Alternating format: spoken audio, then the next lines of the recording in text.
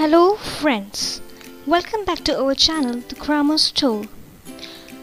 Up till now we have seen three parts of speech like noun, pronouns and adjectives. So now in this video we will talk about verbs. If you haven't seen the previous videos, I will give their links in the description box. You can check them from there. So without any further delay, let's get started. The definition of verb. A verb is a word or a combination of words that indicates action or a state of being or condition. A verb is the part of a sentence that tells us what the subject performs. यानी कि जो verb है वो combination of words है जो कि हमें क्या बताता है, action indicate करता है और ये बताता है कि सब्जेक्ट जो है वो क्या कर रहा है, what the subject performs. Now next.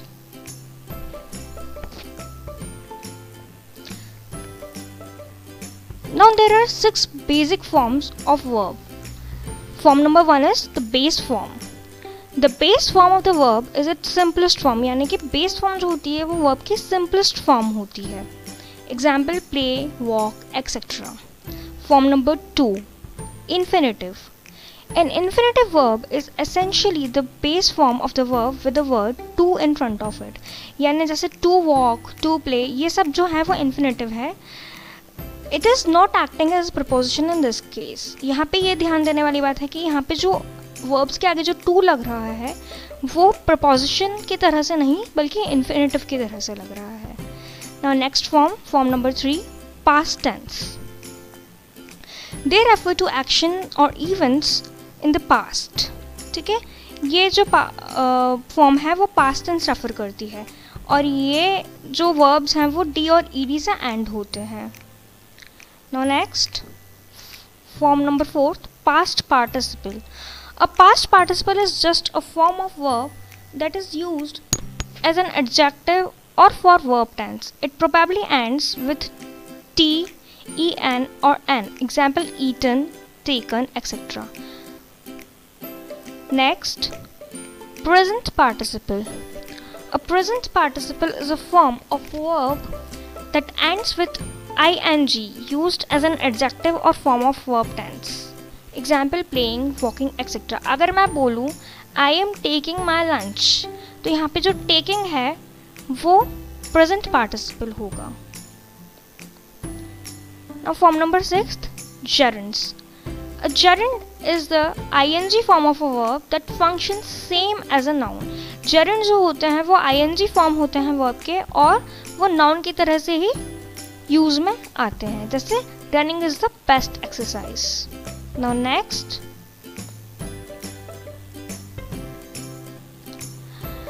Now up till now we have seen the basic forms of verb. पर अब हम टाइप्स देखेंगे वर्ब्स के. तो वर्ब्स के 6 टाइप्स होते हैं. सबसे पहला है फाइनाइट वर्ब्स. फाइनाइट वर्ब्स और एक्चुअल वर्ब्स. फाइनाइट वर्ब जो होती हैं वो एक्चुअल वर्ब्स होती हैं.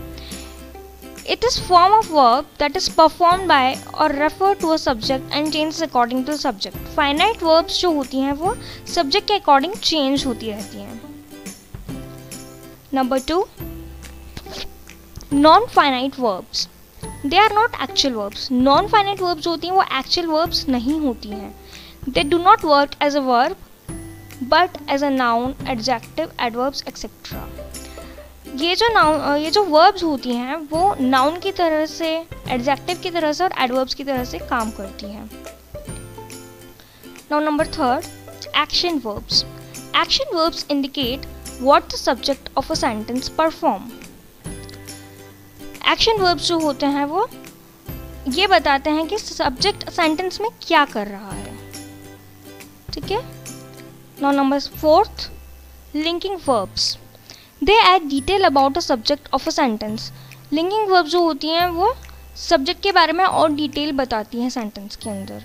It creates a link between subject and the complement. ये सब्जेक्ट और कॉम्प्लीमेंट के बीच में लिंक बनाती है. Okay. Now next, Number 5, auxiliary verbs.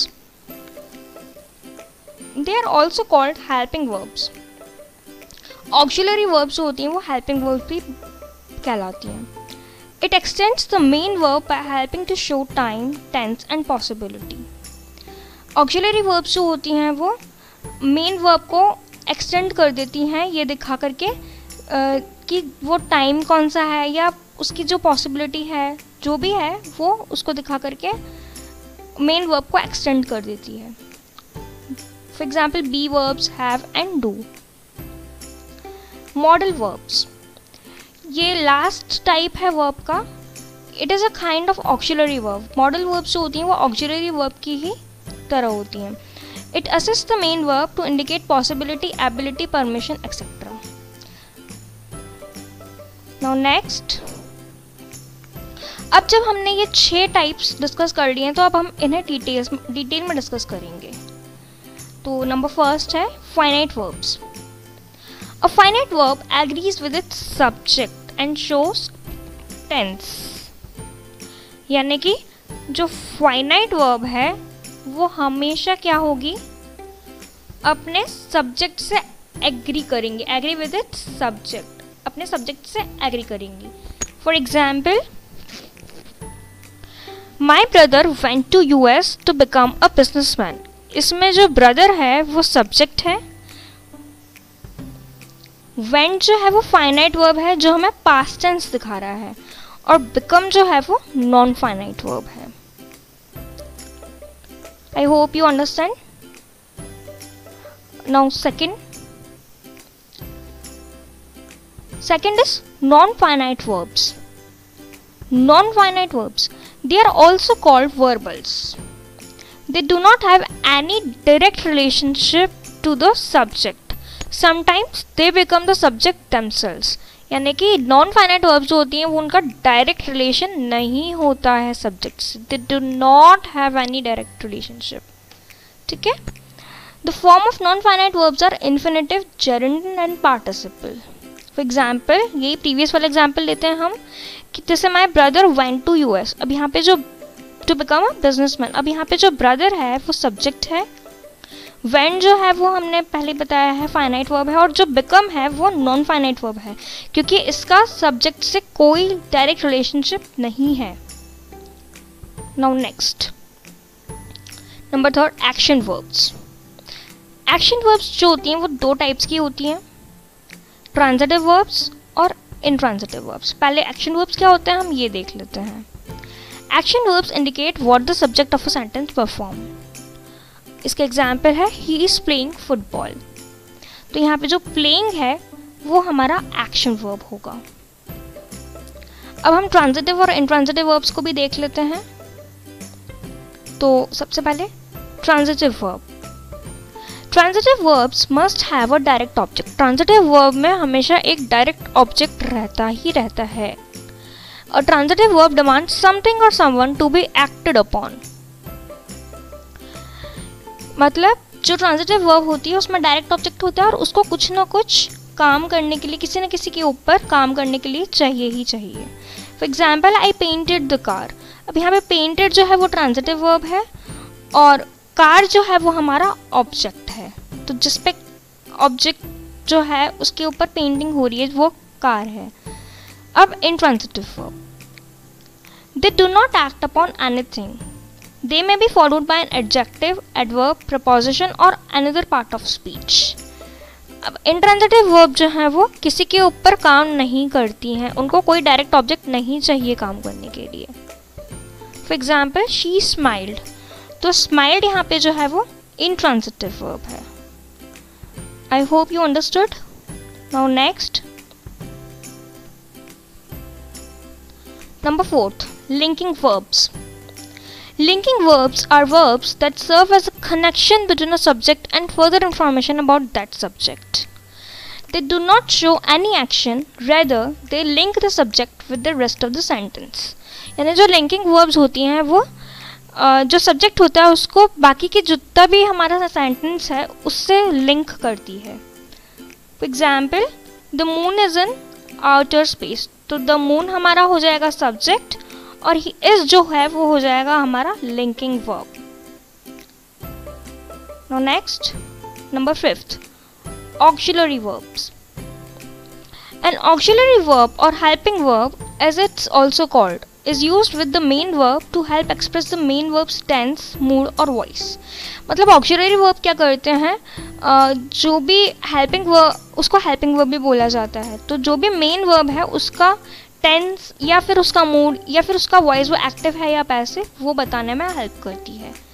The main auxiliary verbs are to be, to have and to do. जो मेन ऑक्सिलरी वर्ब्स है वो टू बी है, टू हैव है और टू डू है. They appear in the following forms. To be में is, am, are, was, were, being, been, will be ये सब आ जाएंगे. टू हैव में has, have, had, having, will have ये आ जाएंगे. और टू डू में does, do, did, will do ये सब आएंगे. नाउ नेक्स्ट, अब हम देखते हैं डिफरेंट ऑक्सिलरी वर्ब्स के डिफरेंट फॉर्म्स. तो ऑक्सिलरी वर्ब बी है, वो है उसकी वेरियस फॉर्म्स है is, am, are, was, were, been, being, will be. Have तो उसकी है has, have, had, having, will have. Do की है does, did, will do. Next, अब इसकी एग्जाम्पल्स देख लेते हैं. He had drunk the whole milk. यहाँ पे जो हैड है वो हमारा पास्ट परफेक्ट टेंस है, यहाँ पे ये टेंस दिखा रहा है. ठीक है. Now he was studying whole night. अब ये जो वॉज है वो पास्ट प्रोग्रेसिव टेंस दिखा रहा है, मतलब वो पूरी रात पढ़ता रहा. तो वॉज जो है वो पास्ट प्रोग्रेसिव है. हैड जो है वो हैव का फॉर्म है और वॉज जो है वो टू बी वर्ब का फॉर्म, मेन वर्ब का फॉर्म है was. Next, did you finish your work. ये है डिड जो है यहाँ पे वो है इंटरोगेटिव मूड दिखा रहा है हमको. ठीक है. नेक्स्ट, लास्ट है मॉडल वर्ब्स. मॉडल वर्ब्स क्या होते हैं? The modal verbs include can, must, may, might, will, would, should. They are used with other verbs to express ability, obligation and possibility. ये सब चीजें दिखाने के लिए काम आती है. Modal verbs unlike other verbs they do not change their form. जो मॉडल वर्ब्स होती हैं वो बाकी की वर्ब्स की तरह अपना फॉर्म नहीं चेंज करती है, स्पेलिंग नहीं चेंज करती और उनका कोई पास्ट या प्रेजेंट भी नहीं होता है. दे डू नॉट हैव इन्फिनेटिव और पार्टिसिपल. नेक्स्ट, अब हम ये देखते हैं कि कौन कौन से टाइप्स के मॉडल वर्ब्स होते हैं और उनके एग्जाम्पल्स क्या हैं. सबसे पहला टाइप है एबिलिटी. एबिलिटी में आता है कैन और could. For example, Parul can speak Russian. वो एबिलिटी दिखा रहा है कि पारुल को रशियन भी आती है, वो रशियन भी बोल सकती है, वो उसकी एबिलिटी दिखा रहा है. नेक्स्ट आता है परमिशन. कैन, इसमें आता है कैन, कुड और मे. जैसे अगर हम परमिशन मांगते हैं किसी से, जैसे may I come in, can I sit here, could you open door. ठीक है, ये सब चीज़ें परमिशन में आती है. अब नेक्स्ट है एडवाइस. एडवाइस में आएगा should. You should listen to him. जैसे शुड में मतलब किसी को सलाह देते हैं, जैसे कि you should do this work, तुम्हें ये करना चाहिए, ये हमारी सलाह होती है किसी को, तो वहाँ हम शुड यूज करेंगे. नेक्स्ट है ऑब्लिगेशन. ऑब्लिगेशन में आएगा मस्ट या हैव टू. ऑब्लिगेशन यानी ये आपको करना ही पड़ेगा किसी भी हालत में. तो you must read the book. ठीक है, तुमको ये बुक पढ़नी ही चाहिए. You have to follow the orders. ये तुमको जो ऑर्डर्स हैं वो फॉलो करने ही पड़ेंगे. ठीक है. फिर आएगा पॉसिबिलिटी. पॉसिबिलिटी में आएगा माइट या may. It may rain today. हम मतलब पॉसिबिलिटी दिखा रहे हैं, किसी चीज़ के होने की संभावना हम दिखा रहे हैं, तो वो हमारा पॉसिबिलिटी में आएगा. So that's all for today. I hope you like the video. Thank you for watching till end.